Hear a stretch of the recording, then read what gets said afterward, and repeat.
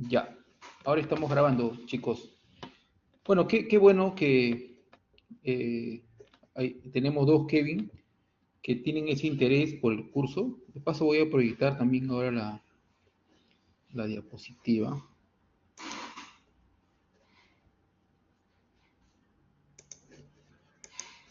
Me confirman cuando se ve la pantalla, por favor.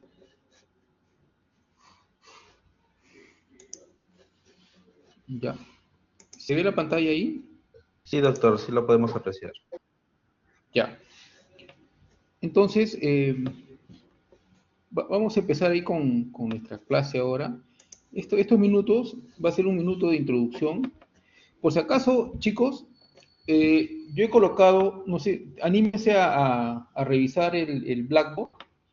He colocado dos unidades con las clases y también he considerado, también he enviado como unos dos mensajes. El primero es una bienvenida, el segundo es, eh, digamos, la bibliografía del curso, una bibliografía, digamos, básica. Y ahí también hago mención a un link, a un enlace para que puedan bajarlo por el WeTransfer, ¿no? Porque los libros son muy pesados, entonces ustedes pueden acceder a esa información. Traten de bajarlo, creo que eso dura unos días nomás, una semana, 7 días. Entonces aprovechen en bajar la información. Eh, entonces, empezamos con el curso, chicos. No sé si tienen alguna inquietud antes de empezar el curso.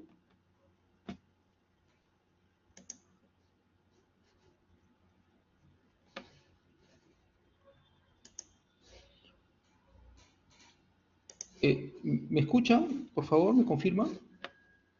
Sí, doctor, la escuchamos muy bien. Ya.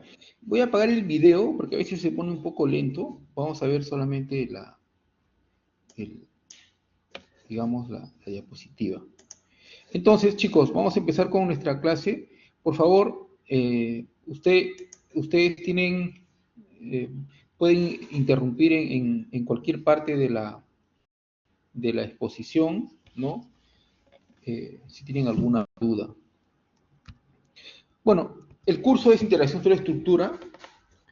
Hay que entender que la interacción sobre estructura está asociado básicamente a un comportamiento dinámico del suelo y la influencia de ese comportamiento sobre una estructura.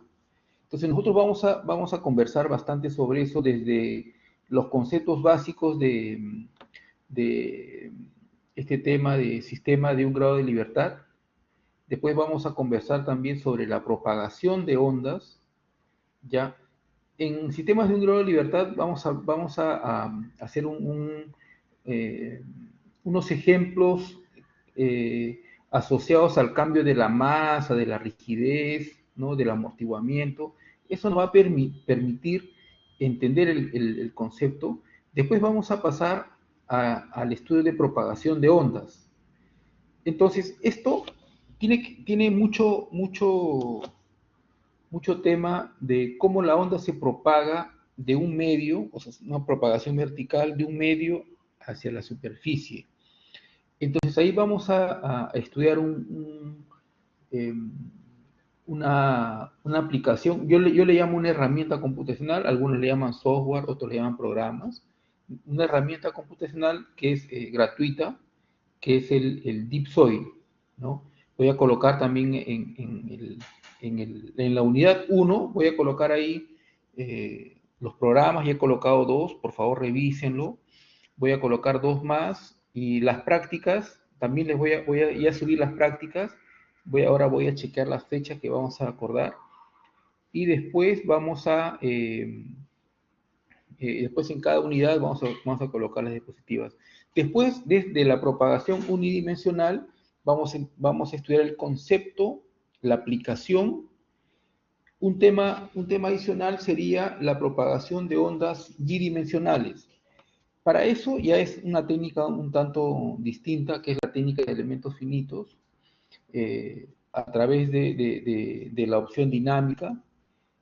Vamos a usar el Plaxis, una versión un tanto antigua, pero es la misma que se utiliza actualmente. Ya les he pasado también, revisen el Blackboard.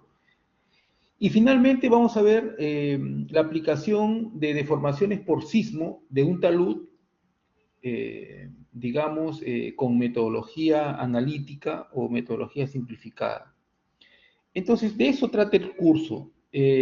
Una aplicación dinámica sería, por ejemplo, un problema de cimentación de máquinas. Entonces, yo les he pasado una serie de información, revisen los libros, y podemos tocar un tópico especial asociado a cimentaciones de máquinas. Eso es prácticamente realmente una aplicación de interacción suelo-estructura porque en un sentido, digamos, inverso, ¿no? Cuando es un problema sísmico, el movimiento es del suelo hacia la estructura. En un problema de cimentaciones de máquinas, es un problema de la estructura que genera una vibración hacia el suelo. Entonces vamos a ver esos dos casos y de eso trata el curso, ¿no? Entonces, claro, es una visión general, pero vamos a ver temas teóricos que es importante para poder entender bien digamos, eh, el tema, ¿no? Esto, por ejemplo, es un caso interesante, geotécnico, asociado a un problema, digamos, un proyecto de calzadura.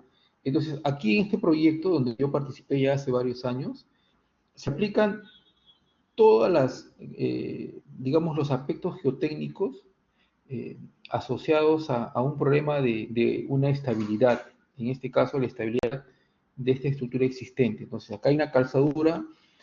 Aquí este proyecto en realidad es construir un túnel debajo de un puente antiguo existente muy rígido, de comportamiento frágil. Entonces, se tiene que calzar la estructura. Y eso es lo que vamos a ver de aquí a poco como un estudio de caso. ¿Ok? Bueno, este es un poco mi historial académico. Bueno, no sé si me he presentado. Mi nombre es Jorge Luis Cárdenas. Yo tengo un doctorado en geotecnia, conjuntamente con una maestría. Soy ingeniero civil. mm, Me formé en la UNI, como bachiller. Después ya hice la tesis y soy ingeniero colegiado a partir del 2001. Tuve la oportunidad de hacer una maestría en Brasil, en la Universidad Católica, orientada a temas de modelos constitutivos, que es un tema que también lo vamos a conversar en su momento, asociado a problemas de licuación de suelos. El doctorado ya fue desarrollar un software o una herramienta que simule el comportamiento dinámico. Esto me ha permitido, de alguna manera, entender estos conceptos básicos, ¿no? Que ahora vamos a conversar en este curso.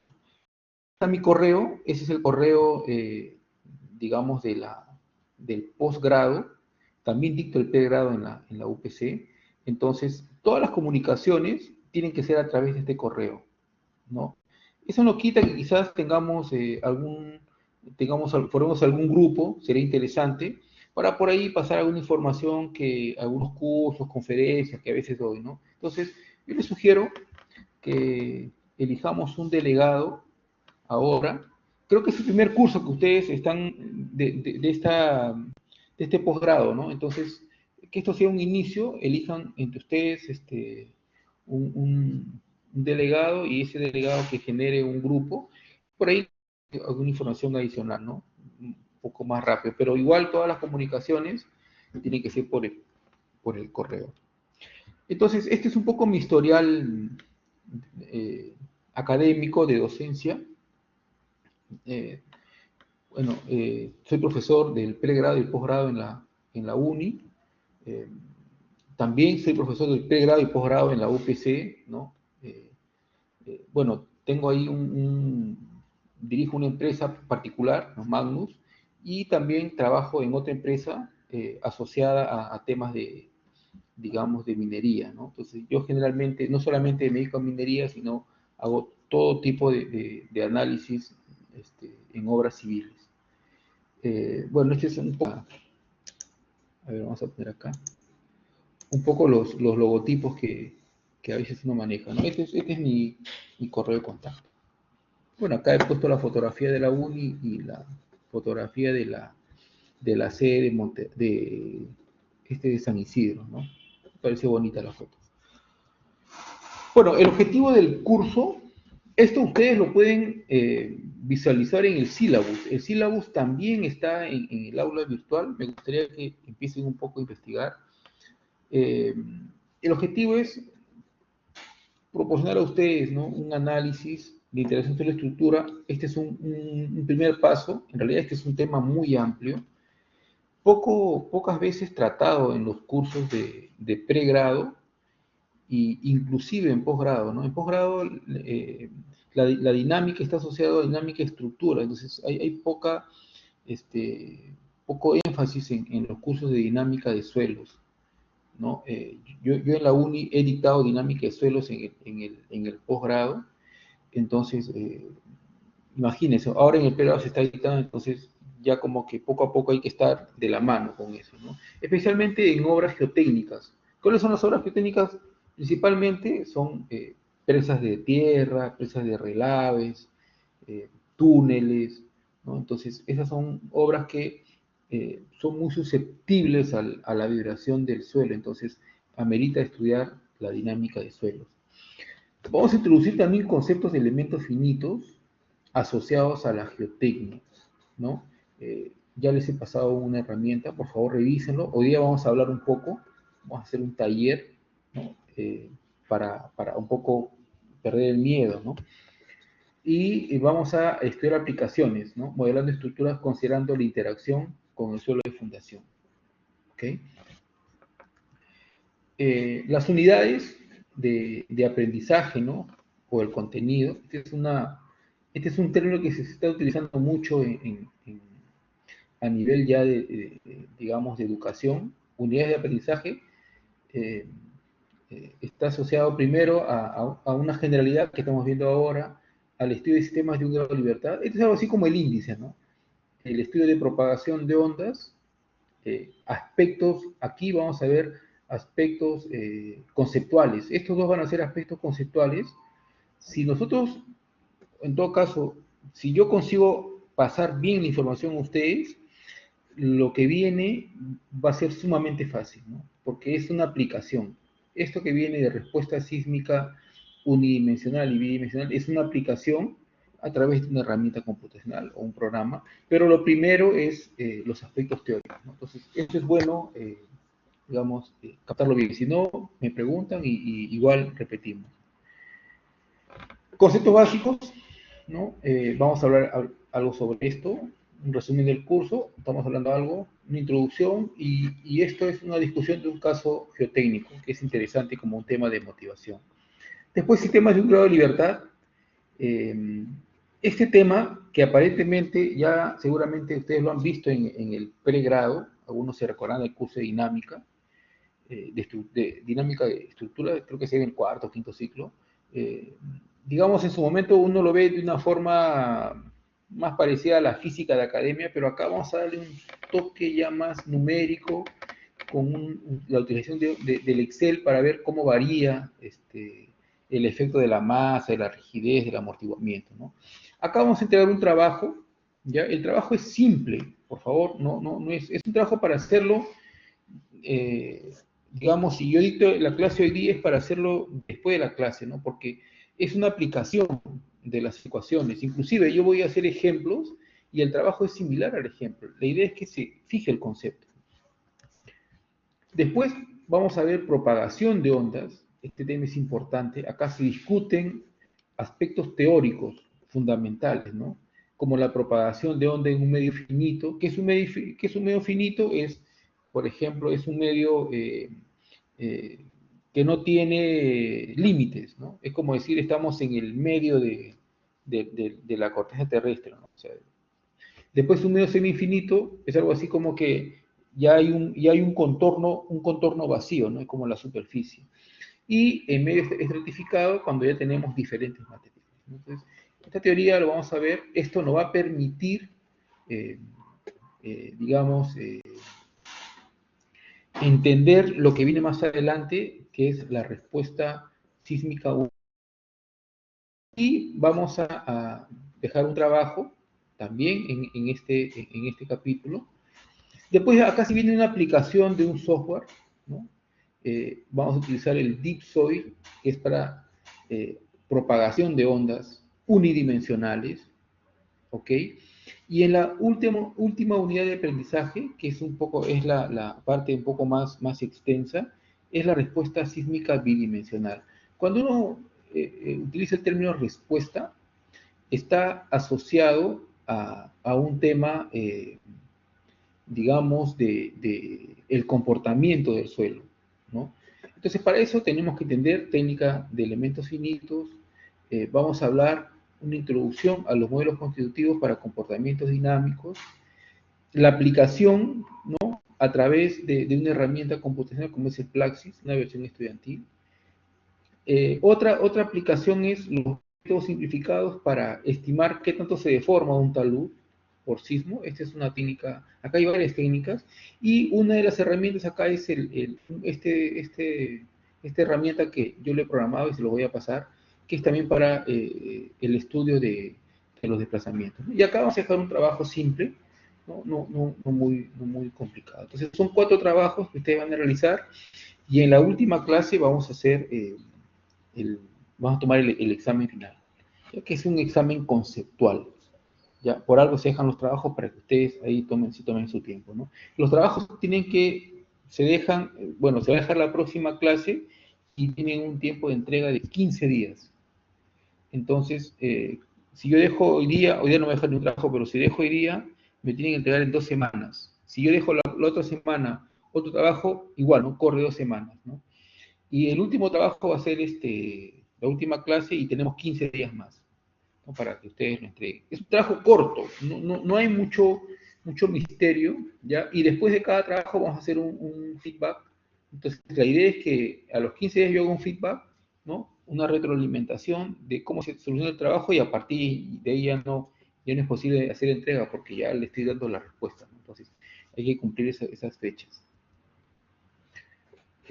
Las clases van a ser de forma virtual, ¿no? Ya tengo alguna experiencia editando estos tipos de clases. Al principio era complicado, pero ahora ya se me hace menos complicado, ¿no? Este es el sistema de evaluación, ya cada trabajo son 4, es un 15%, hay un examen final y hay una partición. Yo voy a dejar en el foro, hay un foro acá, hay una especie voy a dejar algunas preguntas y ustedes hacen un comentario y eso va sumando a su nota, ¿no?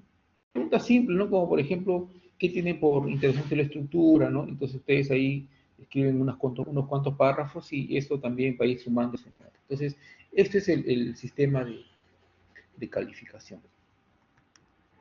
El material, ¿no? Hay diapositivas, hay libros y artículos especializados. Estas son las herramientas computacionales que vamos a utilizar, ¿ok? Adicionalmente les voy a pasar otras para que ustedes puedan aprender, ¿no? Estas son las fechas, ¿ya? Las clases son de 7 a 10. Si hay que hacer unos 10 minutos más, igual lo hacemos, ¿no? El examen es escrito, será el 10 de marzo, ¿no? Hay que ya tener en cuenta este calendario, ¿no? Bueno, estas normas generalmente son para las etapas presenciales, ¿no? Pero entiendo que a veces hay problemas de conexión, pero igual, ¿no? Tratemos de estar en la hora, yo voy a empezar a la hora y empiezo grabando, entonces ustedes pueden ver las clases una vez acabada la clase en la grabación. Se graba, creo que demora en actualizarse, creo que 1 hora, ¿no? Después ya liberan la grabación. Ya, eso ya no depende de mí, ¿no? Yo solamente cumplo con grabar y eso internamente el Blackboard registra la grabación. Estos son los libros. Estos libros ya ustedes lo pueden descargar, ¿ok? Aquí hay más libros. Entonces, vamos a tocar tópicos de algunos libros. No sé si hay alguna pregunta, chicos.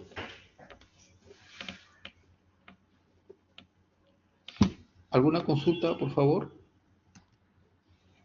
Yo tengo una simple. He descargado los programas que envió del Plaxis, el Slide. este formato USB significa que no ocupo una instalación mayor, solamente abrir el programa y ya, nada más, ¿no?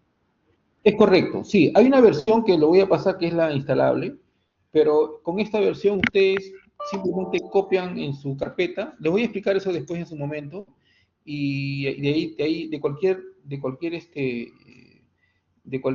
carpeta, sea en su computadora o en un USB, ustedes lo pueden ejecutar, ¿no?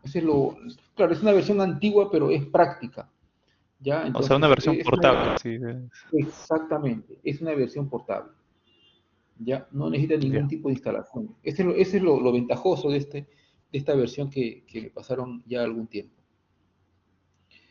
¿ok? Entonces, no sé si hay alguna pregunta hasta ahora. Bueno, entonces vamos a seguir con nuestra clase. A ver, déjenme actualizar mi diapositiva.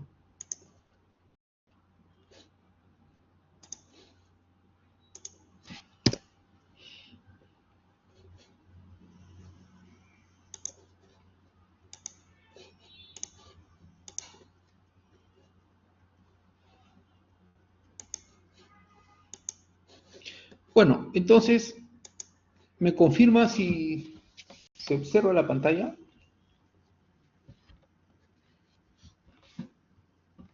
¿Aló? ¿Están por ahí, chicos? ¿Me confirma? Sí, sí se Eso ve. es Sí se ve, ¿no? Sí, por favor, siempre me avisan porque a veces ya me pasó, ¿no? Estaba hablando y la pantalla no estaba ahí, no estaba transmitiendo. Bueno, entonces, vamos a empezar un poco con la introducción, ¿ya? Eh, Siempre esta imagen en muchas diapositivas que pongo porque es una obra de mucha precisión. Tuve la suerte de trabajar y creo que ha sido una de las primeras obras en la Grava de Lima, ¿no? Bueno, ahora ya está el metro, ya, ya se está conociendo un poco las propiedades, pero en su momento no se conocía. Y cuando no se conocen las propiedades del suelo, hay dos cosas. O o generalmente es eso, ¿no? Se asumen parámetros y eso significa, eh, digamos, ser conservadores. ¿Qué significa ser conservadores? Que los parámetros que estamos utilizando van a ser muy bajos o ser optimistas, ¿no? Que vamos a utilizar parámetros elevados. En este proyecto se utilizaron parámetros muy bajos y eso de alguna manera el proyecto lo encarece, ¿no? Ya después se fue corrigiendo, ¿no? Se fue adaptando. Inclusive este proyecto de la línea amarilla, es un proyecto que cambió mucho durante la ejecución, ¿no? Porque casi la mitad del trazo, por no decir un 70%, 60%, atravesaba un área poblada, entonces hasta que se libere el área y todo lo demás, se asumieron parámetros y cuando empezó la construcción en esa zona, este, uno se dio sorpresa, ¿no? Porque se pensaba que era suelo natural y era relleno, ¿no? Y eso cambia todo, ¿no? Donde habría que proyectar cimentaciones, digamos, a 1 metro o medio metro, la cimentación llegaba a los 5 o 6 metros. O sea, ahí se tenían que hacer pilotes, ¿no? O grandes calzaduras. O también, digamos, rellenos hidráulicos, ¿no? Para poder llevar el nivel de fondo de cimentación hacia una parte superior, ¿no? Entonces, vamos a hablar un poco sobre las problemáticas.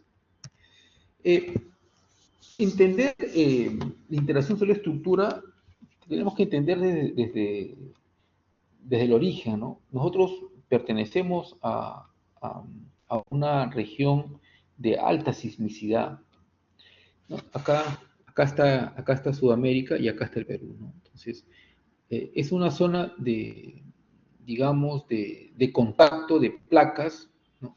De placas terrestres, digamos, eso viene pues desde el norte del Perú hasta casi todo Chile, ¿no? Y estas placas, la conocida placa de Nazca, digamos, está buzando hacia la placa continental, ¿no? Y eso hace de que se genere movimientos. Inicialmente hay un choque de placas, eso acumula energía y cada cierto tiempo eso, digamos, genera un rompimiento o un movimiento súbito y eso genera los sismos. Pero no solamente hay esos tipos de sismos en Perú, también tenemos sismos por volcanes, ¿no? Por ejemplo, en Arequipa. En Arequipa tenemos varios volcanes. Eso también genera un sismo. Son sismos, son movimientos, o sea, son movimientos, pero tienen otro tipo de frecuencia, ¿no? Porque los sismos se caracterizan por sismos de alta frecuencia o de baja frecuencia. Después también tenemos sismos por de igual manera, o sea, son los sismos continentales. Eso se da generalmente en la zona de Yurimaguas. Ahí también hay placas que se están, digamos, cizallando, ¿no? Están friccionando. Eso también genera otro tipo de sismos.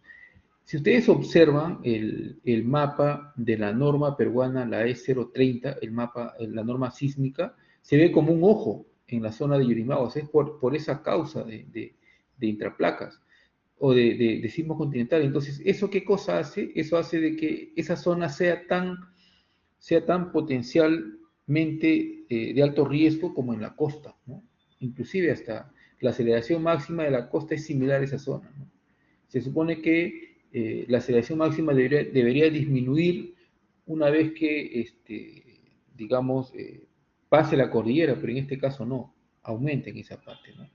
Y en la zona de Iquitos, Pucallpa, se asume que el sismo es menor, ¿no? Aunque últimamente se están registrando movimientos. Entonces, y esas zonas son zonas de materiales arcillosos. Ahí el movimiento puede ser pequeño, pero la amplificación de la onda es grande, entonces eso hace más riesgoso todavía, ¿no? Entonces, la fuente, entender la generación de sismos es saber de que estamos dentro de un país o dentro de una región que existen movimientos de la corteza terrestre, ¿no? Entonces, eso es interesante saber. Ahora, hay que entender que las cargas dinámicas, o como el propio nombre lo dice, el texto dice dinámico, esto es un término general y estas cargas pueden ser periódicas y no periódicas. Periódicas porque obedecen a un movimiento armónico, o sea, hay una cierta armonía del movimiento.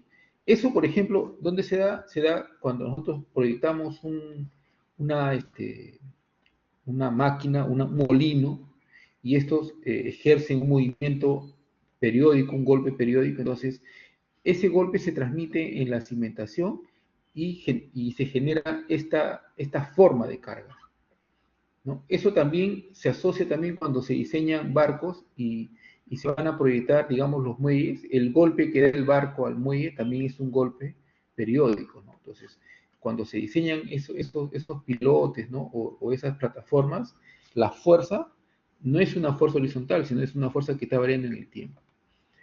Ya las cargas no periódicas, o sea, que ya no tienen una cierta periodicidad, digamos, ya se consideran los sismos, por ejemplo, o los movimientos por explosión, que son movimientos muy rápidos, ¿no? Y tienen un descenso también rápido. Entonces, esto ya no son cargas periódicas. Entonces, cada una de esas cargas tiene sus características y esas características se deben considerar dentro de un análisis dinámico. ¿Ok? Entonces, ese es más o menos el concepto de cargas dinámicas. Los sistemas vibrantes, ¿no? Y justo hablamos hace un momento, por ejemplo, los molinos, ¿no? Los molinos generan una vibración y cuando uno diseña cimentaciones para estos molinos, digamos, la holgura del asentamiento es mínimo. Tanto así que estos equipos tienen, digamos, unas especificaciones técnicas que admiten un desfase, por ejemplo, de 5 milímetros. O sea que el asentamiento diferencial de un punto con relación a otro debería ser máximo 5 milímetros, porque si es más de esa altura, el molino se descalibra, ¿no? Entonces van a haber más fricción y al final el molino va a fallar. Por eso, y eso justifica también, yo les he pasado un libro, Arias se llama el libro, el autor, y es Pencus, en donde el tópico es cimentaciones de máquinas. Entonces, ¿eso qué significa? Significa como estas estructuras tienen que estar, ¿aló? Tiene que estar sobre una base rígida. Entonces, toda la formulación de una cimentación de máquinas está asociada a un suelo rígido. Entonces, y porque las formulaciones son elásticas. Entonces, eso nos está diciendo indirectamente que cimienta tu estructura dinámica en un suelo rígido. Y ustedes se preguntarán, ¿y qué pasa si no tengo suelo rígido? Entonces, aplica pilotes. Porque un suelo no puede soportar grandes cargas cíclicas, porque el suelo se desintegra. Un suelo puede soportar grandes cargas estáticas, perfecto, ¿no? Pero cargas cíclicas ya es diferente, entonces, porque hay un ir y venir de cargas y eso genera pérdida de energía y en el tiempo desgaste y rotura de las partículas y al final asentamientos diferenciales. Entonces, por eso se tiene que extrapolar esas cargas a la cimentación. Si no podemos cimentar en roca, tenemos que ir con pilotes hacia ese punto, ¿no? Entonces, hay que tener mucho cuidado con el diseño, ¿no? Vamos a ver eso después más adelante. Y las cargas sísmicas, bueno, estas son asociadas, bueno, al sismo, y en casos de estructuras de tierra, ¿no? Acá se ve una sección de un dique, ¿no? O de una presa. Y aquí, por ejemplo, hay dos tipos de análisis, ¿no? Es un análisis numérico o dinámico, pero también un análisis bidimensional y un análisis tridimensional. ¿Cuándo hacemos un análisis bidimensional? Cuando esta sección se mantiene constante, ¿no? Es continua en este eje que estoy acá señalando. Pero cuando tenemos configuraciones distintas, como acá estoy marcando, donde hay un efecto de valle, o sea, se genera el sismo, la onda se propaga, llega acá y este punto va a estar sometido tanto a esta onda como a esta onda. Entonces aquí ya va a existir, digamos, una doble aplicación de carga. Entonces hay que tener bastante cuidado, ¿no? Cuando uno decide hacer un análisis dinámico 2D o 3D. Igual también cuando evaluamos en estructuras, ¿no? En estructuras, yo creo que es indispensable hacer un análisis tridimensional, ¿no? Porque son estructuras muy, muy esbeltas. Sigamos. La propagación de la onda sísmica, para eso tenemos que observar, ¿no? Acá hay una fotografía de los sismos que han ocurrido en el Perú. Justo lo que les hablaba acá, ¿no? Estos sismos son sismos, digamos, continentales, y estos son sismos de intraplaca, y algunos son sismos volcánicos. En Lima, ¿no? En donde de alguna forma tenemos una ciudad densa y hay mucha estructura, entonces, a diferencia quizás de una ciudad que tiene estructuras de menor altura, los sismos son más dañinos en esas zonas donde son más poblados y hay mayor, digamos, dimensiones de estructuras que en otra zona de menor cantidad de estructuras. Entonces, es en esas zonas pobladas donde se observa, digamos, los mayores desastres, ¿no? Se dice que el terremoto más dañino que ha sufrido Lima es el del año 1746, ¿no? Donde prácticamente destruyó. En esa época las estructuras eran de adobe, y es a partir de ese sismo en que se empezó a mezclar el adobe con el carrizo, ¿no? Que le llamaron quincha, ¿no? Para hacer de que las estructuras no fallen durante un sismo. Entonces, existen muchos relatos, existen muchas, inclusive, ¿no? Hay libros que hablan sobre cómo quedó Lima después de este sismo, ¿no? Y el terremoto de Pisco del 2007, que también fue fuerte, ¿no? Igual, ¿no? En esa zona también las estructuras no eran tan, diseñadas de forma antisísmica y muchas colapsaron. Otro tema interesante a nivel de concepto general es la propagación de ondas. Propagación de ondas, aquí hay que entender de que el término onda está asociado a la transmisión de energía. Entonces, nosotros cuando digamos, vemos en los libros y vemos esta figurita que está acá, seguramente por nuestra cabeza pasa cuando soltamos una piedra en la piscina, y se generan estas olas, ¿no? En realidad, esa forma de la ola, lo que está significando es de que la energía está viajando a través del agua.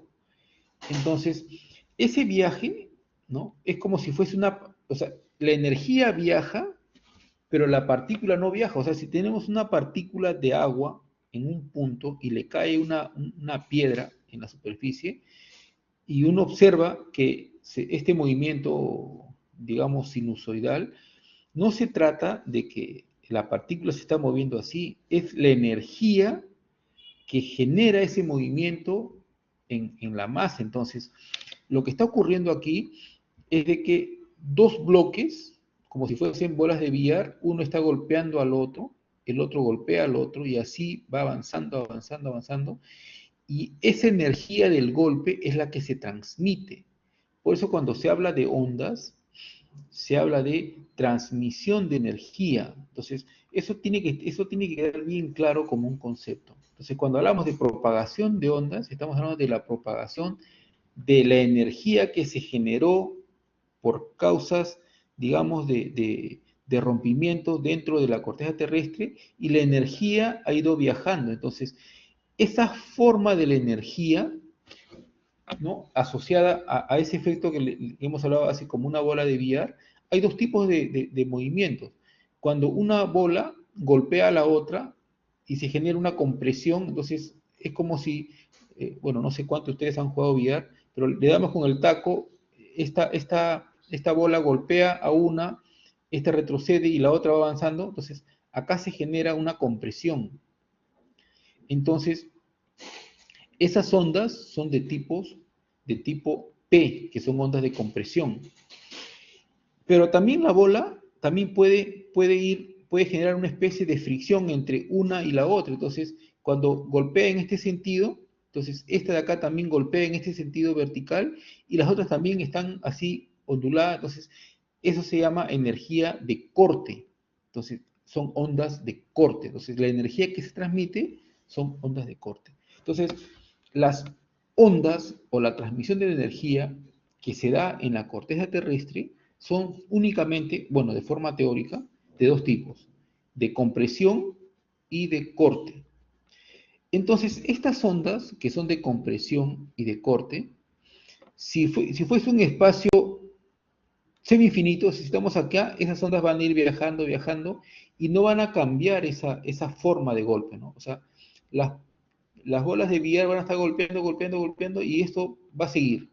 Pero cuando llegan a la superficie, ahí va a haber cambios, porque ya es un semi-infinito, ya es un medio distinto, que es el vacío. Entonces, ahí estas ondas de corte, ¿no?, o de compresión, como ya la bolita de billar ya llega a un sitio donde no hay un espacio que contenga, estos sufren unas distorsiones.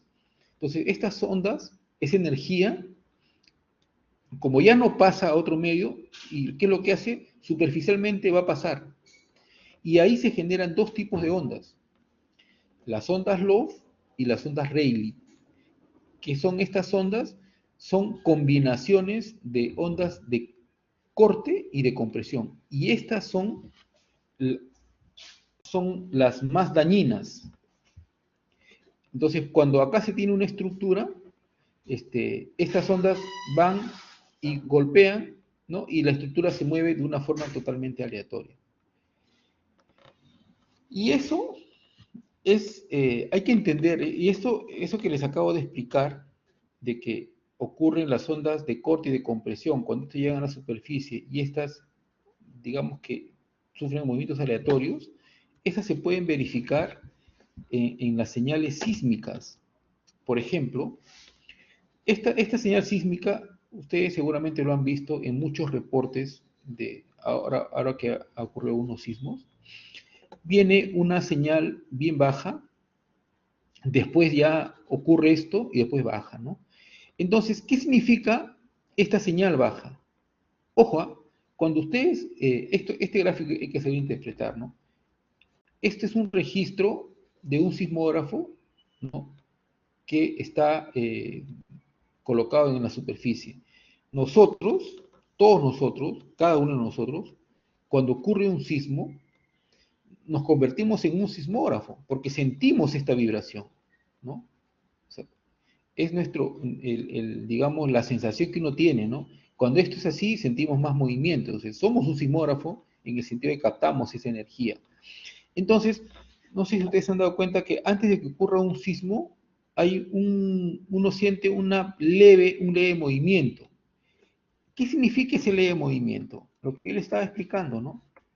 Si nosotros estamos aquí, digamos, estamos aquí posicionados, y viene la onda, viene así, estas ondas de corte y ondas P son rápidas, especialmente la onda de compresión es bien rápida, esta avanza primerito, y después le sigue la onda S. Entonces, lo que nosotros sentimos es esta onda de compresión, y justo acá dice la onda P. Entonces, esta onda P es la que primero sentimos, es la onda más leve.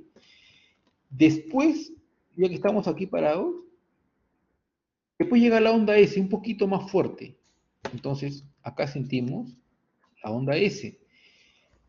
Pero ¿qué pasa? Que como la onda no tiene un sentido fijo, o sea, se mueve de forma radial, digamos que esta onda, no estamos parados aquí, esta onda llega acá, y como les dije, ¿no?, ya cuando llega a la superficie, la onda P y la onda S cambia para Rayleigh o Love. Entonces, estas ondas, que tienen más movimiento, demoran en llegar. Entonces, primero llega la onda P, la onda S, y después llega la onda ya superficial, y es donde esa onda es la que genera este movimiento. Entonces, se dice que esta onda ya es la onda Rayleigh y la onda Love, ¿no?, a la vez. Entonces, por eso que se genera y ya pasa, ¿no? Entonces, porque este es un punto de registro, después la onda sigue avanzando, ¿no? Si estamos acá, después sigue avanzando. Entonces, esto hay que entender de forma esquemática cómo se registra este sismo y cómo se debe, digamos, asociar eso en un problema de interacción sobre la estructura. Y acá hay un tema interesante que es básicamente de propagación de ondas. La teoría dice, y eso lo vamos a ver más adelante en las siguientes clases, cuando una onda, ojo, ya estamos hablando con términos sísmicos, ¿no? ¿Qué cosa es una onda? Transmisión de energía. O sea, cuando la energía se empieza a transmitir y está, por ejemplo, imaginémonos que este suelo es un suelo homogéneo, con las mismas características, así como está acá, ¿no? El color plomo es un mismo tipo de material. Entonces, acá ocurre el sismo, la onda viaja, ¿no?, o la energía viaja, y lógicamente, como esto está más cerca a donde ha ocurrido el sismo, que se llama hipocentro, es en el punto exacto, entonces, como está más cerca, el registro de movimiento es así. Pero conforme yo estoy parado aquí, ya en una posición a 2 kilómetros o más kilómetros, con relación al hipocentro, la onda, o sea, esta sensación se hace menos fuerte. Y cuando estoy ya pues, a 100 kilómetros, una leve sensación. Ya, esto se da cuando estamos hablando de un mismo tipo de suelo. O sea, todo, por ejemplo, es una grava, ¿no? Como en Lima, ¿no? La grava de Lima. Pero ¿qué pasa si tenemos un suelo estratificado? Y en un suelo estratificado, la onda empieza aquí, esta zona es rígida, pasa a un suelo, digamos, menos rígido, y después pasa a un suelo menos rígido. Entonces, el mismo hecho de pasar de un suelo rígido a un suelo menos rígido y así hace de que esta onda sea mayor en relación a un mismo tipo de suelo. Entonces, si yo tengo dos puntos, un punto aquí y un punto aquí, y este suelo es un suelo homogéneo y este suelo es un suelo no homogéneo y con las propiedades que van a disminuir conforme se lleva a la superficie, los dos van a sentir diferente la vibración. Este de acá, que es igual a este de acá, va a tener una vibración menos fuerte que esta, que ha sufrido una amplificación porque ha habido cambios en la densidad. Y miren, ahora imaginémonos que estamos en kilómetros en relación al hipocentro, y hemos dicho, ¿no?, que la onda, cuando está más lejos, la onda se atenúa, ¿no? Es menos intensa. Ahora, miren, está viajando por acá, ya se gastó la onda, la energía se está perdiendo, pero al pasar por un suelo blando, y este es un suelo muy blando, un suelo pues de tipo bofedal, ¿no?, una arcilla muy blanda, miren lo que pasa con la onda. O sea, la onda, por pasar de un suelo rígido a un suelo blando, la onda ha aumentado. Y muchas veces la distancia no es un sinónimo de pérdida de energía. Lo que es un sinónimo de pérdida de energía es cuando cambia de un suelo rígido a un suelo blando, la energía, o sea, las ondas se amplifican. Y cuando pasa de un suelo blando a un suelo rígido, la onda se atenúa. O sea, cuando hay ese efecto, entonces aquí hay que tomar en cuenta, ¿no?, la distancia, el efecto de los materiales, ya sea blando o sea menos rígido. Entonces, esto es un caso típico de lo que pasó en la Ciudad de México. En la Ciudad de México, en el año 85, ¿no?, un año antes del Mundial, ahí la ciudad sufrió un gran sismo, pero el hipocentro no estaba cerca de la Ciudad de México, estaba muy lejos. Entonces, ciudades que estaban más cerca del hipocentro sufrieron su movimiento respectivo, pero cuando esa onda llegó, porque México está sobre un lago secado, cuando llegó, toda esa arcilla vibró y fue desastroso en la ciudad. Entonces, eso es un ejemplo de propagación de ondas. Hay que tener en cuenta ese concepto para poder entender, digamos, la transmisión de la energía, ¿no?, que le hemos denominado onda. Entonces, parte de nuestro curso es hacer esa evaluación de la propagación de onda, ¿ya? Eso tenemos que enfocarnos en eso, ¿no? Y esa propagación puede hacerse de forma unidimensional, hay un programa, puede ser de forma bidimensional o de forma tridimensional. Entonces, el objetivo es, dado un sismo en un punto, quiero saber qué pasa en la superficie, ¿no? Dado el sismo aquí, quiero saber qué pasa aquí, ¿no? Igual manera en análisis 2D. Entonces, esa es la idea. Ese se llama respuesta sísmica, es la propagación de la onda. Y ese es un tema de interacción sobre estructura. Cuando ustedes utilizan el SAP, ustedes seguramente, la mayoría de ustedes, tiene más criterios estructurales, ¿no?, inclusive de quien habla. Entonces, ustedes, como dato de entrada, necesitan un sismo. Pero ustedes dirán, pero si el sismo ocurrió a 60 o a una cierta profundidad, ¿cómo llevo ese sismo que está en la parte inferior a la superficie? Entonces, eso es lo que vamos a ver ahora. ¿Ok? Vamos a discutir eso en su momento, ¿no?, poco a poco, para que no sea muy pesada la transmisión de información. Entonces, esa es la idea.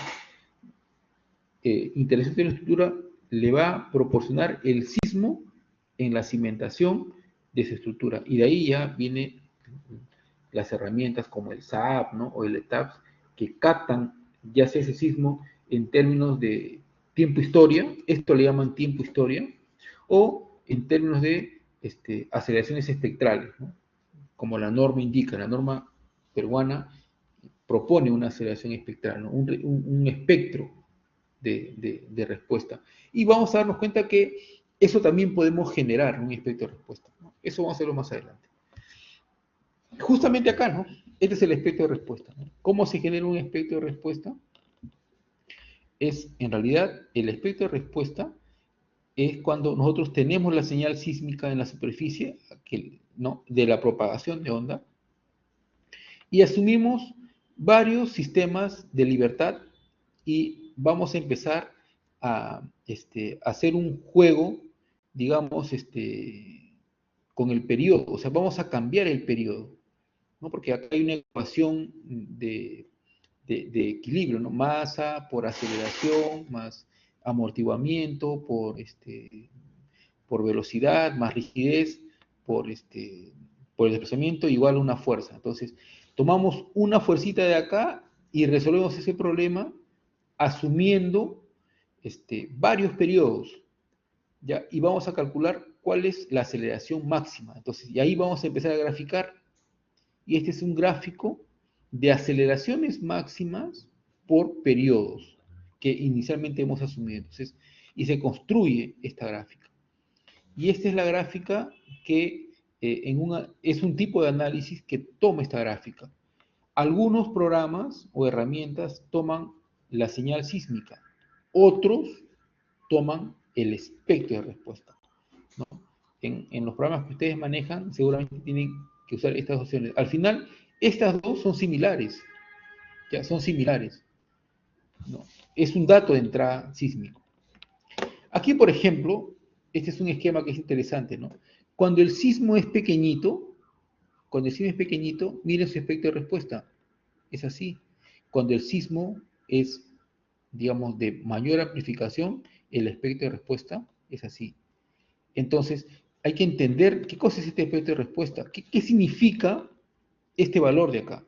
Este valor de acá, este es el espectro de respuesta, cuando el periodo es cero, o sea, se genera este valor, es la aceleración máxima. O sea, este valor de acá coincide con este valor de acá. Cuando yo tengo una señal sísmica, yo puedo calcular la aceleración máxima así, a simple vista, que sería, por ejemplo, esto, ¿no? Y si yo le genero, porque esto se genera, hay una subrutina, ¿no?, en programación que me genera un espectro de respuesta.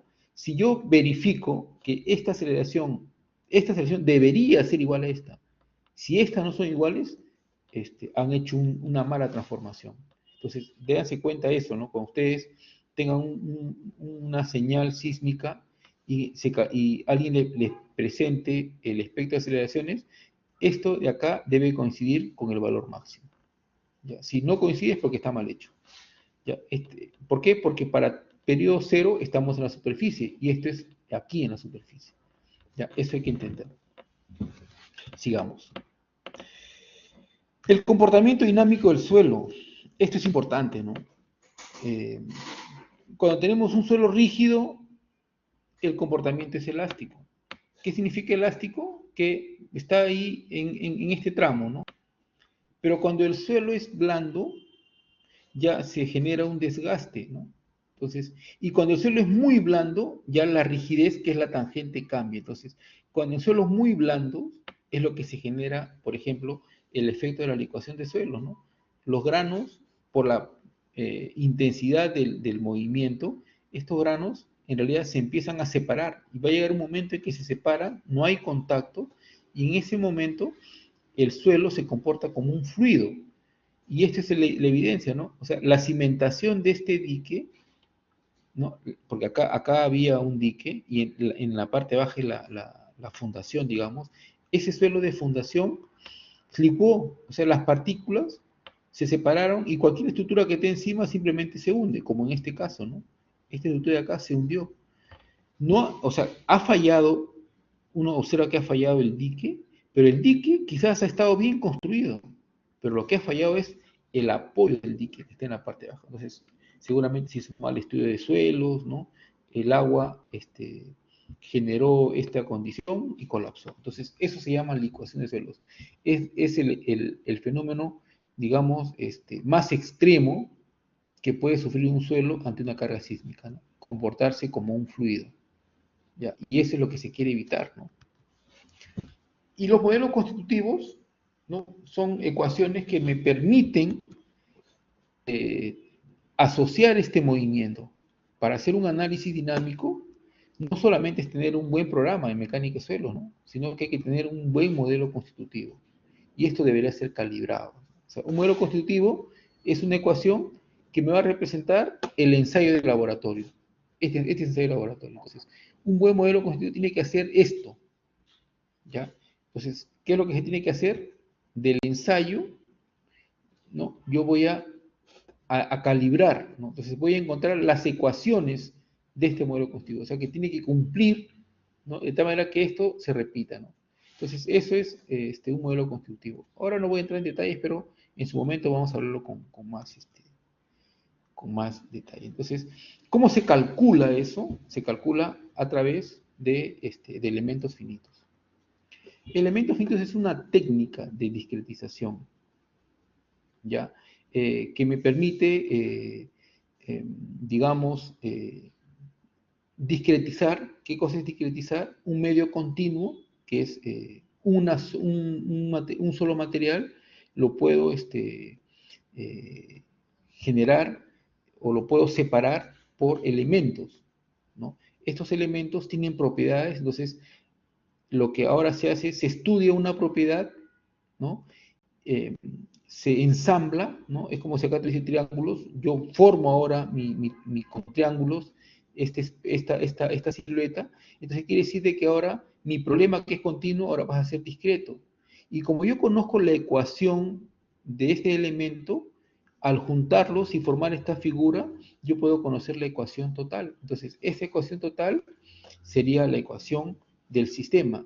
Y la solución de esa ecuación, esa técnica de la solución se llama elementos finitos. Entonces, la técnica de elementos finitos es una técnica de solución de la ecuación previamente discretizada. Ya, ese es elementos finitos. Lo que pasa es que nosotros, cuando utilizamos una herramienta computacional, solamente colocamos las coordenadas, ¿no? Y vamos trabajando con materiales, asignamos y todo lo demás. Pero en su concepto básico, se establecen ecuaciones y después se resuelven, ¿no? Eso podemos hacer más adelante una pequeña explicación con un ejemplo práctico, quizás a mano, para que ustedes entiendan qué cosas elementos finitos. ¿Ok? Entonces, propiamente dicho, hacer un análisis dinámico de todo un sistema es discretizar ya una estructura donde se incluya también al elemento rígido, como en este caso, ¿no? O sea que este es un problema en donde acá hay elementos de suelo y acá hay elementos rígidos. Entonces, cuando yo resuelvo como todo. Entonces, este es un problema acoplado. O sea, mi ecuación, o sea, esa ecuación que he generado, que es la suma de estos elementos, también consideran al elemento rígido. Entonces, la solución es una solución íntegra. Esa es una solución, digamos, acoplada. Pero esto es ahora, ¿no? Ahora que ya se tiene velocidad en el procesamiento de las herramientas, pero antes no se tenía eso. Entonces, ¿qué es lo que se hacía antes? Los programas hacían un análisis primero del suelo, donde no había estructura, ¿no? Que le llaman campo libre. ¿Y qué hacían? Calculaban el efecto en estos dos puntos. Y después esto lo integraba a mi estructura. Entonces, ese es un análisis desacoplado. Claro, para calcular este efecto, aquí le añadían ciertas propiedades, ¿no? Que es la interacción de la estructura, y podían, digamos, acercarse un poco a encontrar este efecto, ¿no? O sea, es como que se simula imaginariamente el peso, algunas rigideces, pero sigue siendo un problema, digamos, con suelo, o sea, sin el efecto de la estructura. Entonces, después ya se hace el acoplamiento. Entonces, esto se llama análisis desacoplado, porque primero se analiza uno y con esa respuesta se considera el otro análisis, ¿no? Esto ya, algunas herramientas tienen esto, ¿no? eh, lo ideal es hacer esto, pero no todas las herramientas disponibles tienen este efecto de desacoplado, ¿no? El Plaxis tiene, pero todavía es un poco elemental, ¿no? Ahora vamos a ver en su momento cómo se analiza eso. Y la otra técnica, este es elementos finitos, que es una técnica en donde nosotros generamos una ecuación del sólido. Existe otra técnica que es equilibrio límite, que está basado en fuerzas, ¿no? Y esto generalmente se utiliza para evaluar cimentaciones como la capacidad portante, análisis de estabilidad de taludes, ya sea con muros o taludes únicamente de suelo, o pilotes, ¿no? O muros anclados, ¿no? Y esta técnica es el modelo de Moore-Coulomb. Aquí aparecen los parámetros C y Φ, ¿no? Que se calculan con laboratorio. Eso también vamos a ver y vamos a encontrar las diferencias, ¿no? De estos dos tipos de análisis. Bueno, como comentarios finales, en esta sesión hemos discutido problemas que involucran interacción sobre estructura. Importante el concepto de propagación de ondas. Una onda es transmisión de energía, o sea, propagación de la transmisión de energía. Hemos hablado de forma leve, ¿no? El método de equilibrio límite, que es una técnica basada en fuerzas, o sea que fuerza actuante, fuerza resistente, factor de seguridad. Ese es equilibrio límite. Y la otra técnica es la técnica de elementos finitos. Aquí ya no hay fuerzas actuantes ni resistentes, acá es la ecuación del sistema, que es asociada a un único elemento y después esto se integra y se genera una ecuación global. Y la resolución de esa ecuación global se llama elementos finitos. También diferencias finitas, métodos de contorno, hay una serie de técnicas para resolver la ecuación gobernante de un sistema, ¿no? Entonces, esto siempre asociado a la parte sísmica, entonces, por eso es importante la interacción o que esto se toque en los cursos de interacción sobre estructura. Chicos, no sé si hay alguna pregunta al respecto, pero espero haber sido claro en esta parte inicial introductoria.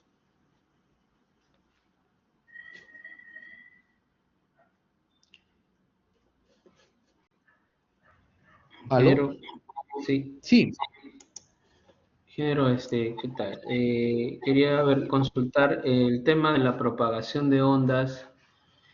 Eh, Supongamos que yo genere una onda por alguna vibración de algún equipo, digamos una compactadora. Tengo viviendas a los costados, en todo mi perímetro, y quiero evitar que esta onda se propague. Entonces, es posible hacer, por ejemplo, hago una zanja en todo el perímetro y ya al quitarle este medio, o sea, ya no va a ser continuo, digamos que ahí se perdería la onda. No sé si esto... Claro, eso es lo que se Sí, hace, pues. Eso es lo que se hace. sí, Cuando se tiene, por ejemplo, eh, una, un, un molino o ya sea algún tipo de generador eléctrico que genere vibración, entonces lo que se hace es una zanja que circunde o que circunda a esa estructura, pero la zanja no puede quedar abierta, pues. Hay que llenarla con un material granular, cosa que la energía que va a pasar por esa zanja simplemente se pierda y quede ahí, ¿no? Entonces, simplemente el suelo que está externo o hacia afuera de esa zona circundada por la zanja, ya no va a tener vibración, ¿no? Ya, esa es una técnica que se utiliza para evitar el paso de las ondas, porque estas estructuras generan movimiento y también sonido. Entonces, ese movimiento altera el organismo del ser humano y hay unos movimientos mínimos que el ser humano puede resistir de forma permanente. Entonces, con esto que les acabo de mencionar, estas especies de aisladores naturales que aíslan la vibración, entonces hacen de que las personas transiten normalmente sin ningún tipo de estos efectos que a veces son imperceptibles por el ser humano, pero en el fondo están generando un daño. ¿Ya? Eso es posible.